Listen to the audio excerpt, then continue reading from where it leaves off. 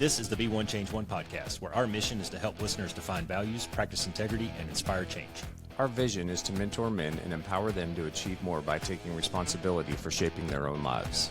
He's Cass, an evolving man who has been shaped by adversity and continues to grow through his imperfections. And he's Roscoe, an imperfect work in progress that tries to suck less every day. Between us, we have over 40 years of Air Force fighter pilot experience with countless hours as trainers, instructors, and mentors. Join us and learn to take responsibility for your own life as we dive into subjects from leadership to resilience to vulnerability. Be the one who changes their course. Be decisive, driven, and purposeful. Set the example for others. Lead. We wish we'd had this show when we were younger men. Be the one. What? The government shutdown's going to happen again in 6 months, so we can talk about it then. Yeah, that's right. Yeah, not a big deal. Okay. All right, man. Well, fuck, you lead off, and I'll follow. This is your topic. No, I so was go just for it. having a conversation this week, and it got me thinking about what I would call the joy of pursuit. I think a lot of times, especially for the things that you and I talk about,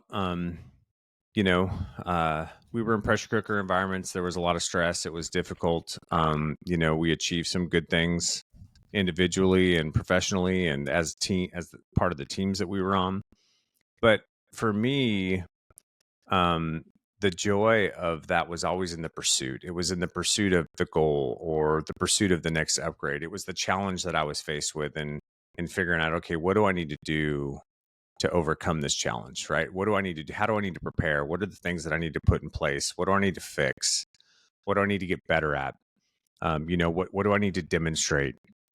And I think that oftentimes, when you have a big goal or you're facing a challenge in front of you, I think it's really easy for people to get overwhelmed in that moment because, if you dream big, or you have a big challenge in front of you, it can feel very overwhelming, and there were plenty of times where I felt completely overwhelmed. Like I felt like I was out of my league. Like, I've told you this before, but I remember going to weapons school and driving up there from Phoenix from the south, and you kind of crest the ridgeline there, the little ridgeline to the south of Vegas. And I see all the lights on Vegas, and my heart just sunk, and I was like, "Fuck, what have I gotten myself into?" Kind of hit you, huh? I'm like, yeah, I'll be driving this road home in about 2 weeks. So, I mean, I think it's normal to feel overwhelmed. But there's so much, you get so much out of those times where you just nug through it, right? Where you just stay engaged and you figure it out. Like you were saying in the pregame, dude, that's where the growth happens. The growth happens in the pursuit. The growth happens in the journey. We talk a lot about, not focusing on the outcome, right? But focusing on the process. And that process is so important because that's where you get really all of the lessons learned, right? That's where you really figure out what you're about and the resiliency you have and the resolve that you have. And, and you get to look back sometimes and go, dude, look how far I've come, in this amount of time or through this challenge from where I was to where I am now. And for me, there was always a lot of joy in that. And so I thought that might be an interesting topic to hash out between the two of us this evening, since you're in a grumpy mood and you need joy in your life. No, I'm not. I had a grumpy week. I'm not in a grumpy mood today. I got to spend a lot of good family time with the boys this weekend. So, kind of let the events of last week drift off. I'll deal with them Tuesday when I go back to work. Yeah. So yeah, it's been a good weekend. A little pissed off at my kid for waiting until 5 minutes before this fucking podcast decided to want to go change the brakes on his truck, but that's another story. Now, dude, I think there's a lot of validity and a lot of truth in what you were talking about. And I know I have a lot of personal anecdotes where, you get done with something, you finish a goal or you finish a project, you build the program, whatever it is. And then you kind of sit there and go, okay, now what? And I think that question, now what, for people who do this fairly regularly, I think that question, now what, is exciting. I think that's the part where where you start looking for like, okay, well, like how much further can I push this? I mean, shit, an easy example is last year we did a 10K Spartan race, and I sat down and go, okay, well, now what? Well, fuck, man, look, I'm gonna see if I can do the 21K, Yeah. and that journey of trying to get there is fun. Yeah, I'm gonna have a good time on race day, and I'll be out there yucking it up with them and getting dirty and having a great time. But looking back over the 4-month training cycle and some of the plateaus that I busted through and the different, like, when's the last time that I went out and just strapped it on and ran 10 fucking miles, man? It's Right. been a minute. Yeah. Yeah, but those little things, man, that's the fun part, right? Is I think I told you the first time I set out on a 10 miler, it was just, my goal was just to finish. I just wanted to see if I could finish running 10 miles. Yeah. It became, okay, well, now I know I can finish it. Let's start working on the time a little Yeah. bit, and I think that's fun, man. And when you're in it, that's the challenge. Is, I think, when you're in it, particularly something that's like really difficult, you sort of lose sight of that. I believe you sort of lose sight of the fact that I'm growing, I'm expanding, I'm getting better at whatever it is. It might not feel like it because it's really hard and it's a grind and you're not seeing the incremental changes. But I can tell you from doing 75 hard, man, it was about day 50 or 55 where I came in and I looked in the mirror. I was like, whoa, okay, shit's been working. I'm almost 2 months into it. And, this is the challenge for people starting a fitness program. You get bummed out because after 3 weeks, you're not seeing the results on the scales or in the mirror or maybe even on the weight bench, but if you give it enough time and you keep grinding, then it just kind of, it's like obvious. It just jumps out at you. It's like, there it is, and then you kind of look back and you're like, holy shit, man, all those, when I put the potato chips down a couple of minutes before I normally would, or when I grabbed the sunflower seeds instead of the Cheez-Its, or when I hydrated properly before I went on that run, all those little things add up to big results in the end. And that's where the growth is, like in the journey, right? You get to the end, you get the trophy, and it's like, all right, well, this is cool. But that now what question, I think, is what keeps us coming back. Yeah. Well, and I think that's a good thing to point out. There's two things that what you said make me think of. And one is, like, some of this requires a mindset shift, right? So, and one of the first mindset shifts is, dude, you may have a really big goal out in front of you and you may be striving towards that, but that's not the end game, right? And if we're honest, there's never an end game. You're going to get to that one. And then you've got to ask yourself, okay, now what, right? Now take time to enjoy and, relish the achievement. That's something that I was not always good at. I was always so I suck future at that. I still focused suck at that. that Yeah. I missed the opportunity to be present in some of those moments and really, I don't know, I guess experience the joy in the moment of successfully completing or achieving something like that. Yeah. But yeah, it's a mindset shift, right? And I think the other piece of it too is like it's shift your mindset and strive for perfection. You're never going to get there. I mean, how many sorties did you and I fly over the course of our careers in the Air Force, and not one of them was a perfect sortie? There was always something that we could have Not done one. better, right? But we always strove for it. You strive for that every day. And a lot of people, if you say that to somebody and their initial reaction might be, well, that kind of sucks. That sounds horrible. But Yeah. it's not, dude. Like that's the joy in it. That's the challenge in it. There's the challenge right there, right? Like, what do I do to get better today? What do I do, to get better tomorrow? That constant striving to, how do I, where do I need to smooth out some of the edges? How, what are the skills I need to build? What education do I need? What qualifications do I need to get to where I want to be? And then just start attacking it, right? And being relentless in that pursuit. And then as you start to achieve those things, it's like you say all the time, man, you start to build a few wins and that snowball gets rolling, and all of a sudden you get all this momentum behind you. And then, you can really start to accelerate. And, that's when opportunity happens and you can create opportunities for yourself and doors start to open.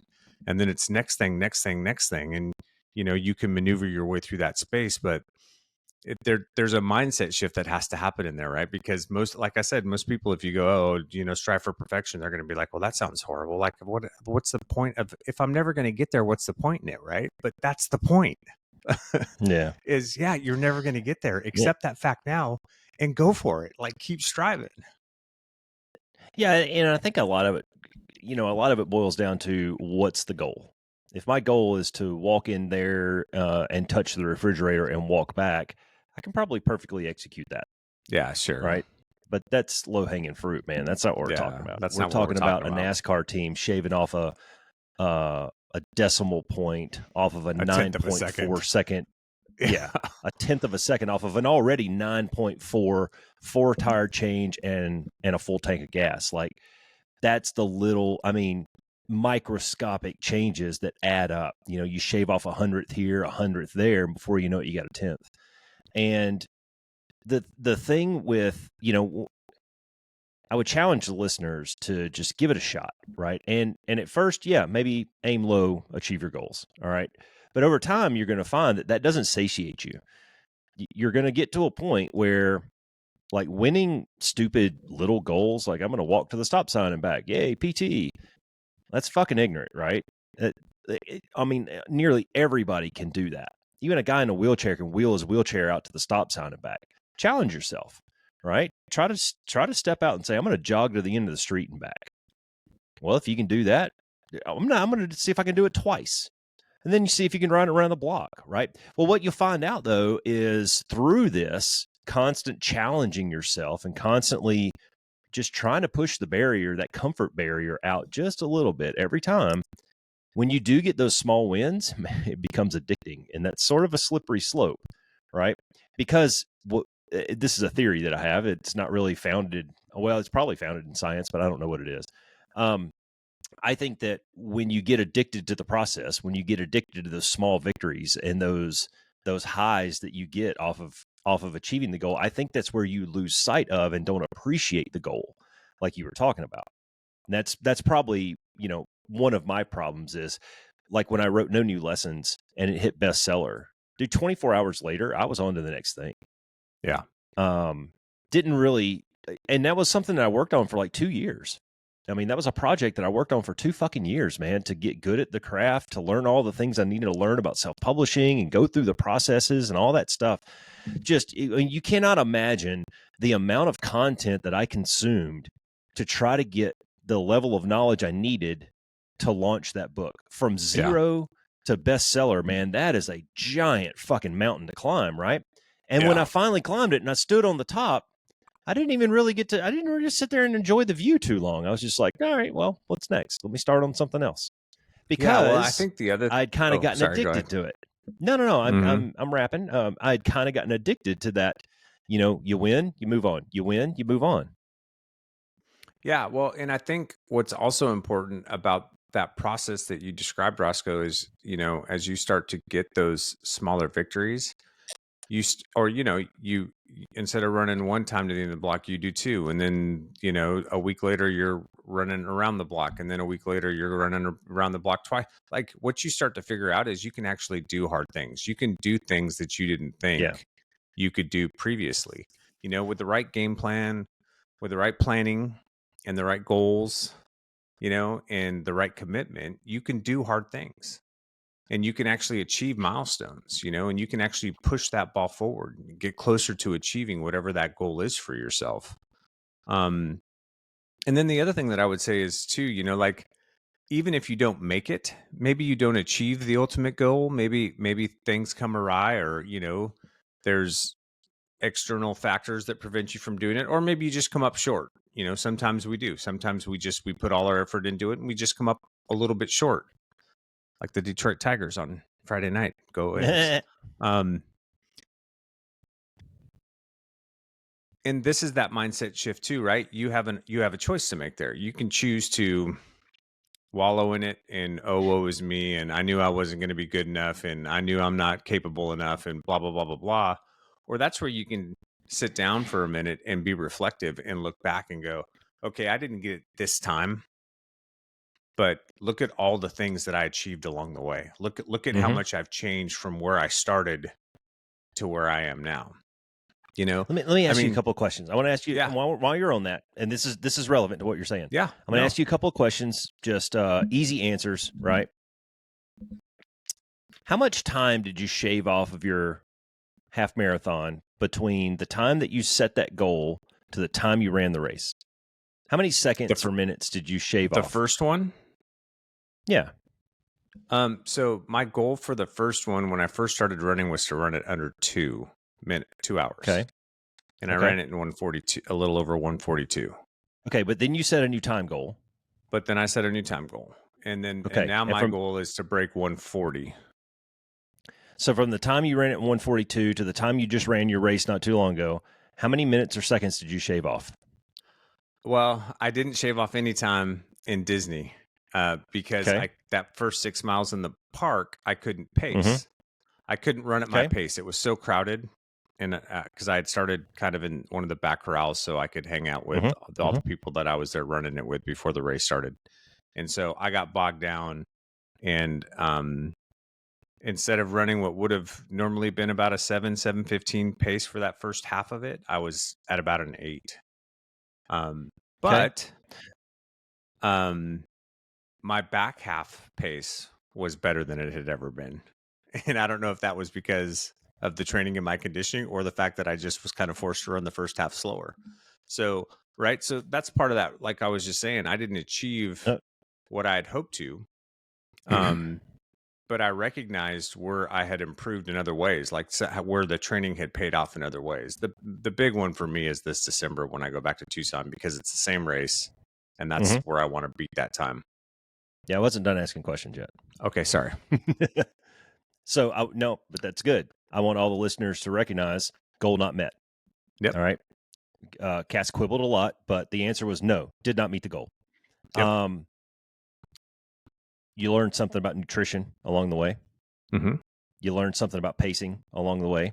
You learned something. I remember you talking to me about running hills along the way, right? And having to put in some work there and learn some new techniques about how to lean and how to get your hips moving and things like that. Yep. So you didn't meet the goal that you set, but did you get better? Yeah. Yeah. See, and that's a hard thing to swallow, man, because okay, on paper, the answer is no, did not meet the goal. But there is a little bit of room to quibble, and there is a little comma but there, because you can list all these things that you did improve in. And you did get better. And just the other week, you told me that, you learned so much that you got to a point where you're like, I don't think I can learn anymore just on my own. I need a coach. Yep. That's a huge step, right? And now you're gonna break through a couple more barriers. He's got you doing strength training. You weren't doing that before, and that's probably going to shave off some seconds or minutes. So yes, it will. These are the things. Yeah, these are the things along the way that you learn that you don't even realize that you're learning until you get to the end and you do that very vital fucking step, that critical step of debrief. Yeah, you have to debrief it. You have to debrief the goal, win or lose. You have to debrief it and go, okay, Cass, goal not met. Fuck, that sucks. That stings. Nobody likes to hear those words. But let's get a piece of paper out and scribble down all the shit that we improved on or that we learned along the way. Well, I think it's a great example, too, of like I realized that from what I had learned and what I know and how I had been training, like it had worked to the point where it had gotten me to where I am, but I didn't really know how to get to the next step, right? And so reach out, right? Find somebody who does know how to get to the next step. You know what I mean? Yep. Reach out. Find somebody who knows how to get to that next step. Find somebody who can help you figure out where your form's off, what you need, how to approach a race differently, maybe how to fix pacing, and like there's all these different things that go into it, obviously. And that's what I did. And that's when I went and got a coach, to help me with nutrition and strength training and pacing and all of that stuff so that I can do it when we go in December. And it's been good. And I've learned a ton through that process over the last 2 months. About me and my body and my training. Like, dude, I was overtraining on the running side. To the point that it was probably actually not beneficial for my pace anymore. And I have to trust the process to a certain extent too, because when I first started the training with this coach, I was kind of like, in the back of my mind, I'm like, yeah, I don't know if this is gonna fucking work, right? Like, doesn't have me running as much. Like, I'm worried about I'm gonna lose my cardio, this, that, and the other. Oh no, it's working. Like after 2 months of doing it, I'm like, okay, Yeah. I'm in. So I went through a yeah, stretch. This was a couple of springs ago. Katie and I were both doing 75 hard. It was my second round, and I'd kind of challenged myself with a couple of things, kind of extracurricular to the program. And when you're doing 2 workouts a day, like your cardio workout can't be running every day. yeah, You just yeah, can't do yeah. that for 75 days straight Mm-mm. for 45 minutes. And especially when you're old and kind of busted, you really got to listen to your body and you got to pace it out a little bit. But I had that goal of meeting 1,000,000 steps, so I got creative on some things. But one thing that I did, instead of doing just running or walking or like the elliptical or whatever for my cardio or the rowing machine, I mixed in a lot of HIIT training and a lot of circuit training. And it was everything from body weight exercises to barbells to dumbbells to kettlebells and, kind of mixing it up like that. And at the end of the program, at the end of the 2.5 months, I ran my fastest 4 mile time in probably like 4 or 5 years. Yeah, And that was through less running than yeah, I'd normally done. So, and I think it's those little things so for Spartan prep for this one, for the 21K, I'm not going out there and crushing 13 miles 2 or 3 times a week. No, man, I'm yeah, spending an hour in the gym doing HIIT workouts and pull-ups and, things like that. So I think it's those little things that you kind of experiment with and you go, yeah. well, shit, that didn't work. Or I don't know the answer. Let me ask someone. That's a fuck, man. How many times have we had to do that? Like, I don't know. Let me go consult YouTube or find a coach or whatever. Yeah, well, and to be honest with you, what I've realized over these last 2 months is like I wasn't giving my body the time to recover from the intensity of some of my workouts that it needs to so that it can actually perform and I can do well on whatever the next event is. Not just racing event, but even just working out from day to day, right? And so building that recovery time in is super important. And I wasn't doing that very well. So Yeah, I think that's a common trap though for people who are like hyperactive and yeah, um thanks for the especially people hyperactive who are comment. But yeah, people uh who are trying to stretch out to a physical goal like yeah. that. I think that's a common trap, man. Cuz Well, I God knows think I've it's a been there. common mentality for, Yeah. especially guys like you and I who grew up in fighter squadrons where it's like, fuck it, Sure. dude, just push through, right? Push, push, push. Yeah. And I've always had that mentality and I was using that Yep. mentality and it wasn't, and like I said, it had gotten me to where I was, but I wasn't going to get any further with it. Mhm. And so, yeah, it's been good, man. But through that You know, thing, go ahead. well, I was going to say there's a couple of things there too and one of those is like don't be afraid to let go of some of your biases Yeah. and some of your opinions and some of the things that you thought was knowledge, because I'll be honest, man, some of the things that I thought was knowledge was 10, 15, 20 years old, and with new science and the ability to go on the internet and find the latest and greatest, supplement information and training programs and things like that. Some of the things that I was working off of inside my mind was way dated. And, just changing little tweaks there, like, hey, take 10 milligrams of creatine instead of 5, or Yeah. whatever it is, jog 2 times a week, but make them really intense runs versus jog 6 times a week. But, by that 6th day, you're just so beat down that your pace is disgusting and Yeah. embarrassing almost. Yeah. Yeah. Yeah, not to mention what it can do to your body from an inflammation standpoint and things like that, And so, Yep. yeah, I totally agree, man. I mean, but see, going back to what this whole podcast is about, though, like that's the joy in it. That's part of the joy in working through that process is, the new discoveries you make, the things that you learn Hmm. along the way, the changes you make where you go, oh my gosh, this really works for me. And helps you improve on whatever that path is or that thing is that you're chasing. Um, and reaching out and getting information, whether that be, on Yeah. your own or reaching out to people like we've talked about, reaching out to people who have been there and done that and can give you some valuable feedback Yeah. and help you figure out what's going to work. So all of that stuff is I really tell you, important. I tell you what I've gotten addicted to lately is trying to craft a really good story that's engaging and informative and maybe something slightly different.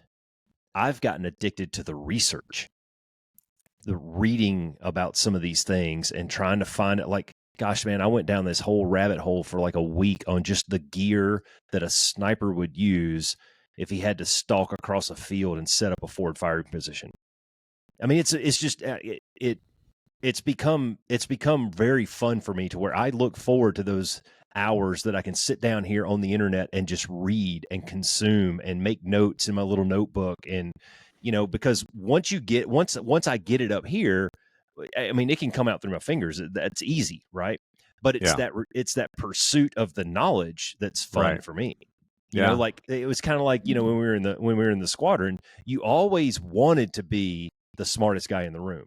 Very seldom was I, but I always wanted to be. And that's what kept me going back to the books. And that's what brought me in early in the morning to go read 3-1 for 30 minutes before the coffee was brewing.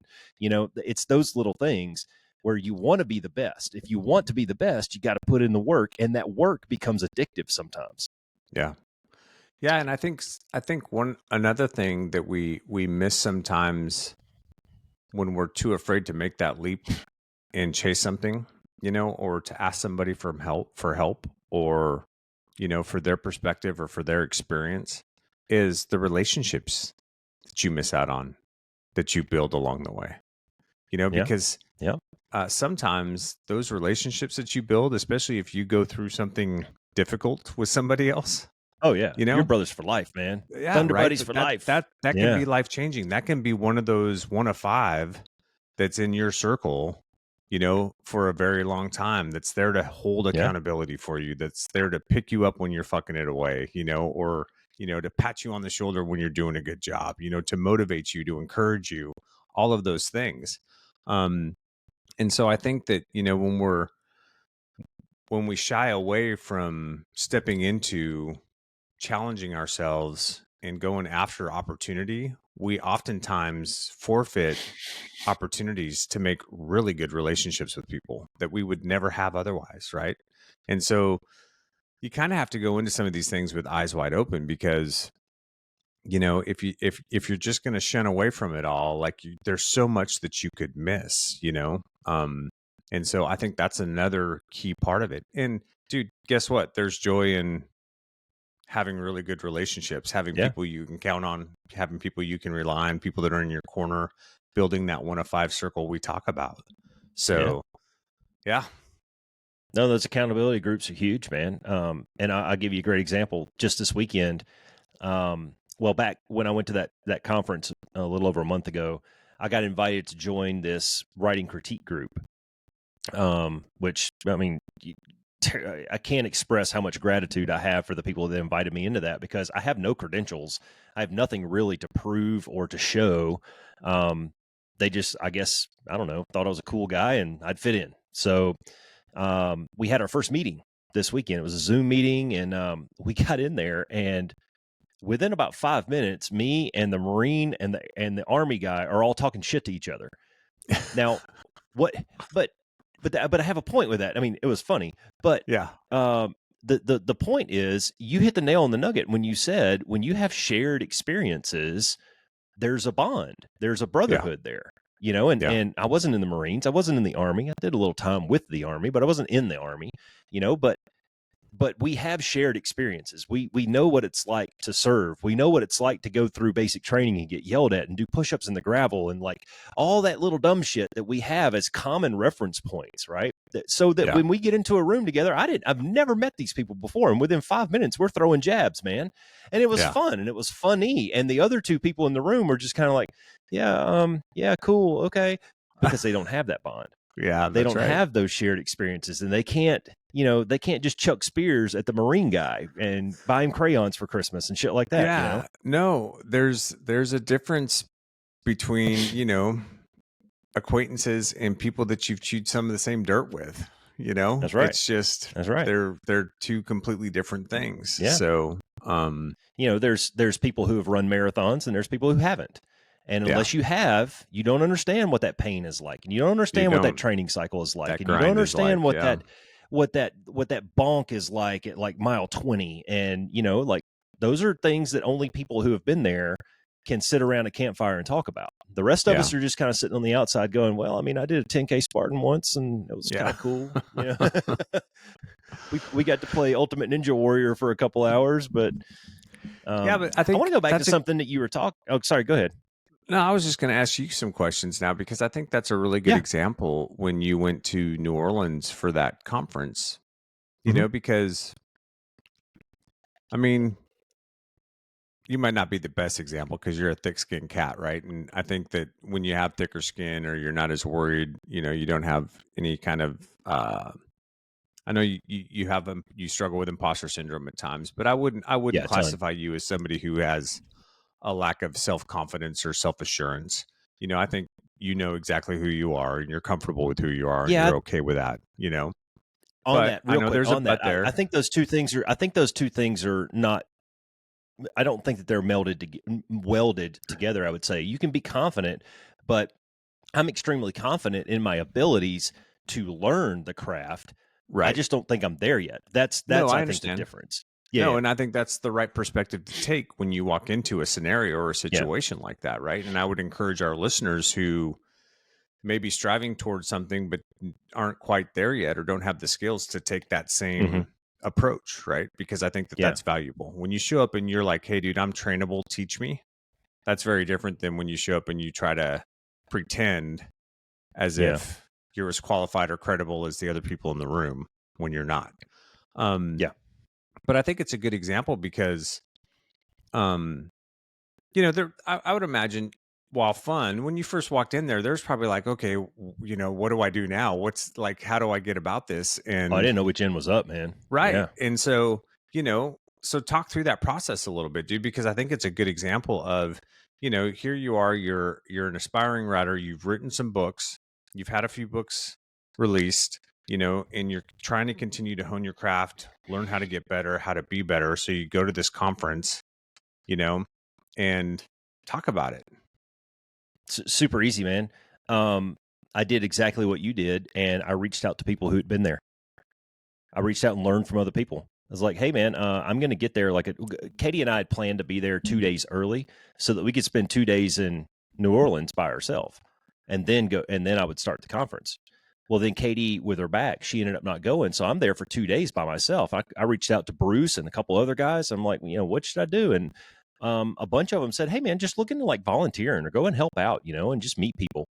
And so I did. The first day I went down and I volunteered, and I helped set up the book fair and met a bunch of people there and kind of learned my way around the building. So now I could navigate myself. Learning the elevator system was a challenge because I'm technologically inept. But that afternoon, I sat down at the registration counter and just helped the little old ladies at the registration counter, the two Teresas. And they told me more about that conference than I could have ever read on the internet. Who to go see, who to meet, who I needed to go get my freaking lanyard, like all the stuff, man. They gave me all the insider baseball to it. The next morning, I had volunteered to hand out t-shirts. And there I am folding my smalls and mediums, and a guy walks up and he goes, "Hey man, I'm Steve." "Oh, hey, I'm Paul. How's it going?" And we started a conversation. A couple hours later, I met him. He introduced me to another guy, and then it was a snowball rocket ship from there, dude. Yeah. So it was really just super fundamentally, just super easy, man. Talk to people who have done it before and try to learn. That was it. Yeah. Now, But I could, the challenge for me was breaking out of my comfort zone of talking to a right. complete That's what I was going to get stranger to. and really engaging with. I can talk to anyone. It's very difficult for me to engage with somebody because I tend to be a little bit more introverted when I first meet someone. I'm not as flamboyant as some other people. So that was a challenge for me. Yeah. But I think what's important about that is, it would have been, it's, I think it's very easy for a lot of people to go, oh, see something like that. Maybe they're an aspiring author, right? And they see something like that Mm-hmm. and they go, oh, I should go do this. And they have the means to do it, right? But then over the course of a couple of days, they talk themselves out of it because they go, oh, well, Yeah. I don't really have the credentials, or, maybe Well, it's I don't think daunting. I'm at It that is. level yet. You know what I mean?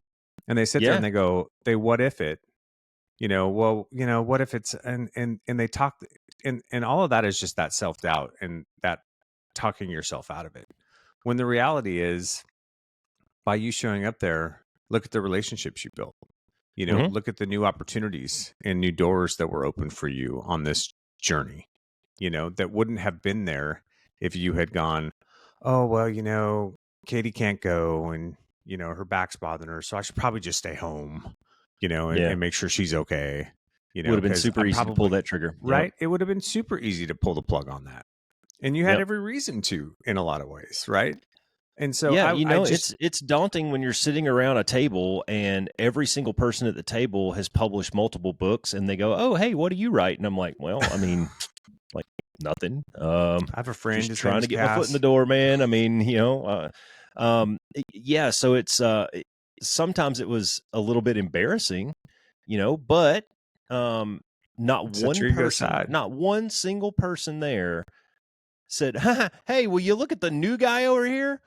Yeah. Nobody was like that. Everybody was like, "Cool, dude. I mean, we'll just keep plugging away. Here's my number if you got questions." Like, I Well, mean, and guess everybody why, was just dude? super Because chill and cool about it. that's because they were all the new guy at one point.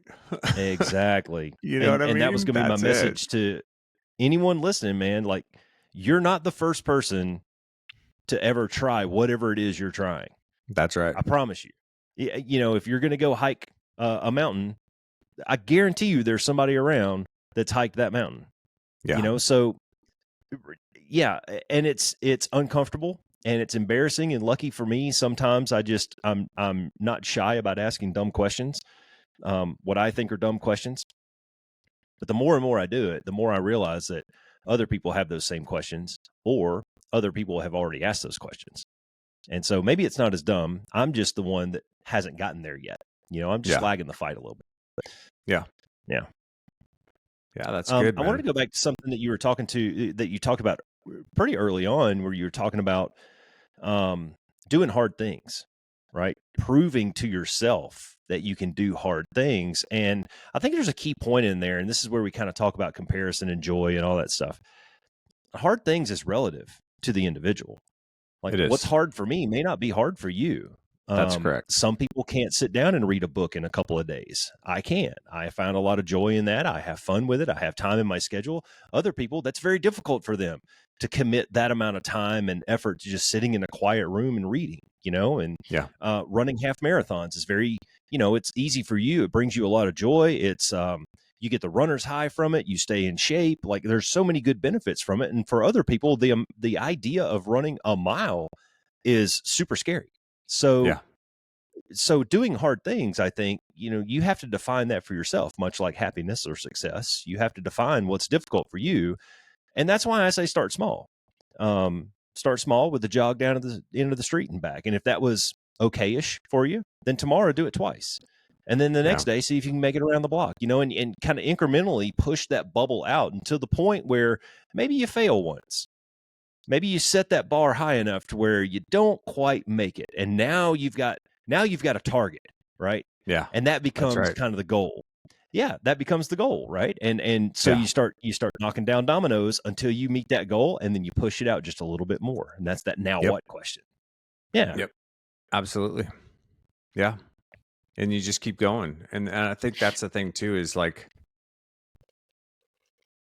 that's part of the joy in it, is you get to a place like you were saying earlier where, you start to get these wins, and then maybe you achieve that goal. Maybe you put all this work in and you finally get to the point where, like, you're like, all right, dude, because it's like the marathon or the half marathon example you use for me. Yeah, dude, I'm really committed to trying to beat this time in Tucson in December.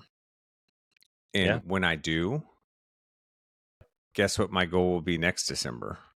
Bump it down a It'll couple be, minutes. Yeah. yeah, it'll be moving the bar just that little bit further. Yep. Okay, now I did it in this. What could, or when I go Hmm. back to La Jolla in May next year, I have a time to beat, Yeah. Yeah. and I'm Well, going to see if all this training that I'm putting in is going to pay off for yep. me to beat that time. Something that came out of that conference was there was a group of us. There was about 5 of us that hung out pretty much every day, off and on all day, dinners at night. Got to be pretty good friends over the week. and we just kind of set up a group text, and we're still in touch. In fact, as on the podcast, it's kind of blowing up over here because one of the guys threw out there and says, "Hey man, why don't we think about setting a writing goal for the week?" And so starting on Monday mornings, you got 7 days, and we threw out 5,000 words. Man, that's huge because Yeah. I didn't really have a writing schedule. You know, Yeah. I wrote when I felt like it. When I had a few minutes, I'd sit down and crank out a couple hundred words or whatever. Now I have like, okay, I mean, I don't want to embarrass myself in front of my boys. So I'm going to actually sit down and I'm going to plan this out a little bit. And tomorrow I've got a break between here and there, and I'm going to knock out a few hundred. And then when I get home, I can knock out a few hundred more. And I doubled down in the group and I said, okay, well, if we're going to do a word count goal, why don't we do a mileage goal too? Because I know for me, getting out and getting fresh air, even if it's just walk around the neighborhood real quick, that helps with my creative process too. You know, I might be listening to a research podcast and making notes, or just listening to music and daydreaming. And so we threw down with 10 miles a week. You know, for you chuckle at that, but for people who sit in a chair and type on a keyboard all day, that's, Yeah, I mean, no, that can that's be good, daunting, man. right? That's a good amount of running. Yeah, well, I mean, between those two goals, man, it's sort of challenging. Like Yeah. I have not. It's what are we at? We're at almost 6 p.m. on Friday night, and I haven't met my 5K goal yet. I still got a few hundred to go. So after Caleb leaves here in a little while, I'm going to sit back here and see if I can't finish up this thing that I was working on this morning and meet that 5,000 word goal. But there's the takeaway in that is just like you with your running, me with the writing. You need to find something that you're actually very interested in, that you want to pursue to that level, I think. Yeah. If it's something you don't like, it's going to be very difficult for you to keep pushing that boundary. You're like, oh, fuck, I got to go out for a run today. You know, that's true. I mean, you're not exactly motivated to like push it. You know what I mean? Yeah, you're just kind of going through the motions. That motivate you. Yep, absolutely. So I mean, if it's knitting or whatever it is, reading a book, knitting, drawing pictures, cleaning the house, who cares? You know, whatever it is, you know, if you can find something that you enjoy, then you can start to maybe practice getting a little bit better at it. Yeah, absolutely. And what I would just say is there may be, if we talk about it in a professional setting, there may be goals that you have and places that you want to get to, or things that you want to achieve, where the path to get there isn't necessarily going to be things that you are going to want to be are going to consider enjoyable to do. But if that's the end state goal, sometimes you've got to do shit that you don't want to do to get to where you want to be. You know, sometimes you've got to do some of the nug work and some of the stuff, you know, like if you need to complete your education, or if there's a certification that you need to get, and maybe you're not that interested in it, but it's what you need to get to where you want to be. You got to nug through that, right? You just got to figure out a way to get it done. You know, you've just got to put the effort and the time, with the recognition that it may not be enjoyable in that moment in the process, but on the backside of that, the opportunity that exists for you, or the doors that may open, you know, or, you know, even like we were talking about before, the relationships that you may build on the way. You never know who you're going to meet on the way that you influence, or becomes an influence in your own life, that gives you a vector, you know, or opens a door for you, or provides opportunity down the road for you somehow. So,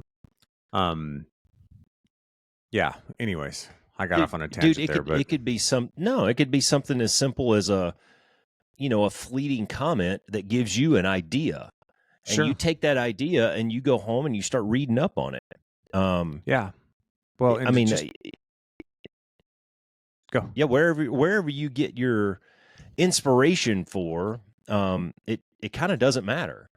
You know, it's that process of take an idea and turn that into a goal, and then take your goal and lay out a plan so that you can meet that goal. And it's sort of repetitive, you know, and so when you get to that now what moment at the end, well, now you need another idea. And maybe you stick with the same thing. You just do like you did, and you say, okay, well, now I'm just going to bump the time down a couple of minutes. I think I can get there. You know, give me a year to train up. And I mean, at some point you're getting like the NASCAR pit crews, man. They're cranking out 4 tire stops and a full tank of gas in 9.5 seconds. and you're trying to get down to 9.4, and holy fuck, man, like if I'm trying to go from running a 10-minute mile to a 9-minute mile, that's really not that big of a jump. Like in a few months, I could probably knock that out, right? But Yeah. you're shaving off 1/10 of a second on a Yeah. 4-tire pit stop. Like the margin of error and the margin of victory is so fucking small at that level. So you have to know that. You have to recognize that once you get to a certain point, those victories are going to be very, very difficult to achieve. Yeah. The way that They you get harder to come by. and yeah, like you knock off you knock out your time in Tucson here in a couple of months, and then you start trying to shave off a couple of more minutes. That's going to take you a long time and a lot of work. And it might Because not be minutes, it might you've be narrowed that tens of funnel so seconds. far. Yeah.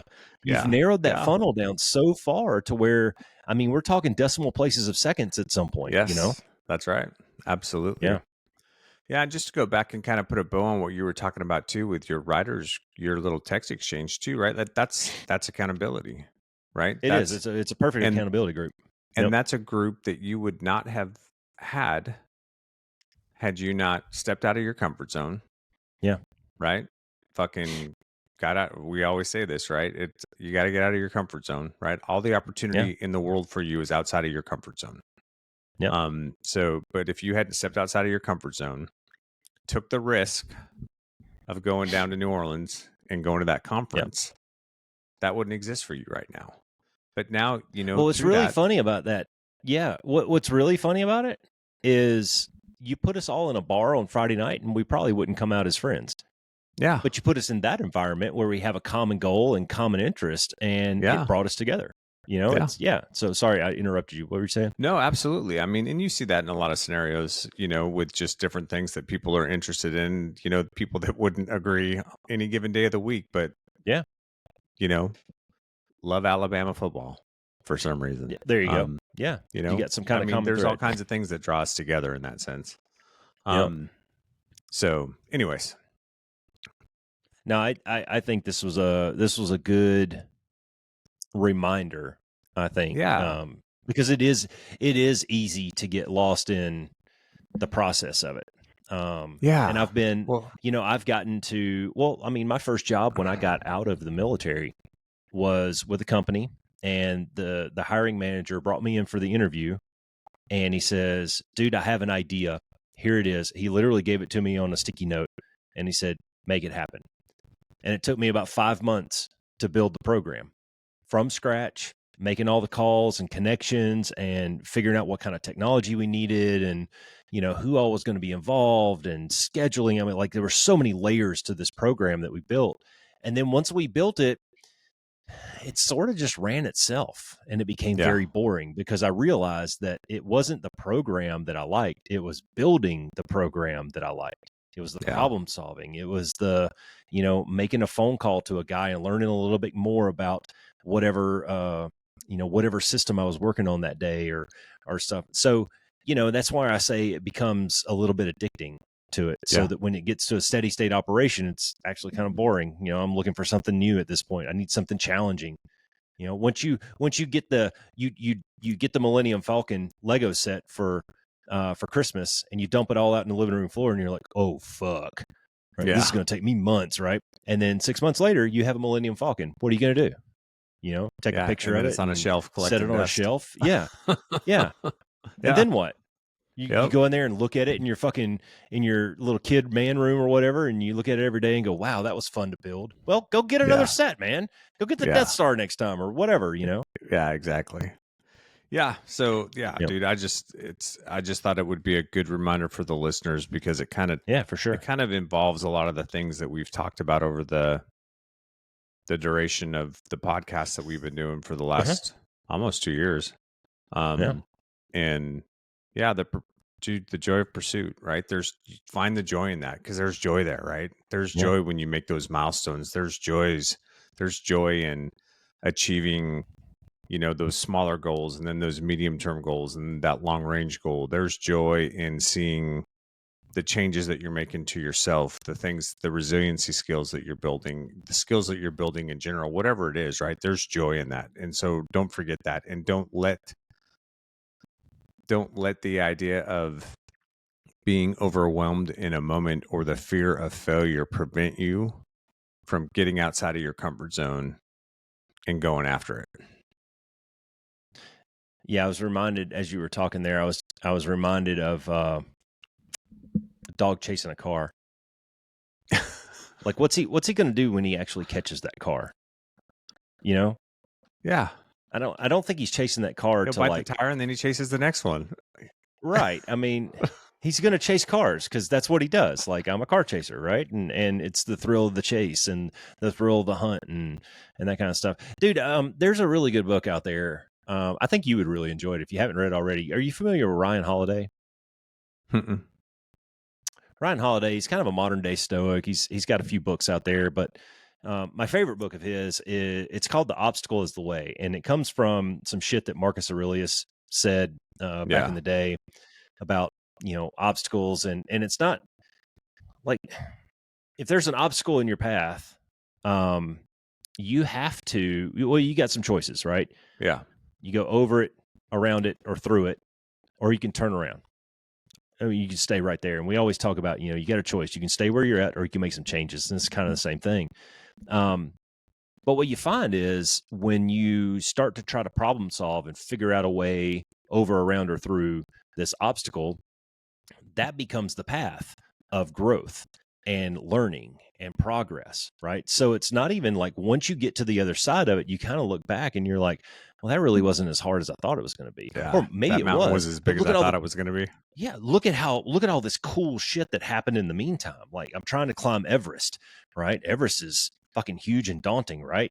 And imagine the training plan that you would have to go through to get to the top of Everest, and how much you would learn about gear and equipment and being an alpinist, and I mean just all these different things, right? Yeah. Expanding your knowledge base of the Tibetan border and the Himalayas and Just all the mountaineering 8,000 in meter general. peaks. And I mean, just like, holy crap, dude. There's a documentary on Netflix about a guy that he climbed all the 8,000 peaks. And I think it was 6 or 7 months. The previous record was like 7 years, and he did it in one season. Yeah, it's fucking ridiculous, man. But I mean, he had a goal, and it wasn't pretty. It wasn't, it was fraught with challenge, but he made it. I can just imagine the stories that he could tell to his grandkids at the end. Well, and I'm sure he had some failures along the way too, right? I'm sure he came up short a few times. Well, he absolutely did. Yep, and a lot of those are chronicled in that documentary. It's good. It's on Netflix if you haven't seen it. But anyways, Ryan Holiday, The Obstacle Is the Way. Good book, and it's a good reminder of exactly what we're talking about. That pursuit of the goal becomes the fun part. It becomes the part that's addicting. It's not the trophy that you get at the end. Yeah. Yeah, absolutely, man. I couldn't have said it better. Cool, dude. Anything else? I don't have anything else. Be the change. All right, man. Be the one. Thanks for flying with the Be One Change One podcast. If you got something out of this show, then be the one and share it in your circles of influence. You can be our wingman through our website at www.be1change1.com. That's B and the number 1, change and the number 1.com. We invite you to be the one and join our fighter squadron on social media at Be1Change1 on Facebook, YouTube, and Twitter. You can follow us at Paul Roscoe White on Facebook, Instagram, and LinkedIn, as well as Roscoe's website, www.paulroscoewhite.com. You can email us from the website and please leave comments, share, and ask questions, or leave ideas of things you would like to discuss on future podcasts.